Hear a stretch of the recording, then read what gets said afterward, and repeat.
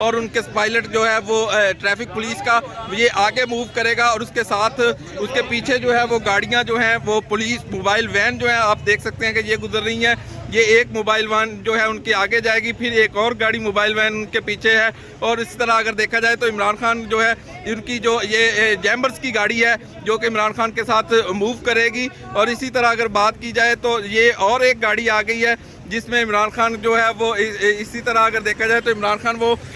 गाड़ी में बैठकर जो है वो रवाना हुए हैं। और इसी तरह ये आज एयरपोर्ट की जो सख्त सिक्योरिटी में आप देख सकते हैं कि किस तरह जो गाड़ियां हैं वो उनके पीछे जो है मूव कर रही हैं। उनके साथ जो उनको प्रोटोकॉल दिया जा रहा है, इसी तरह ये 1122 की रेस्क्यू की जो एम्बुलेंस है वो भी उनके साथ जो है मूव कर रही हैं। और इसी तरह ये उनके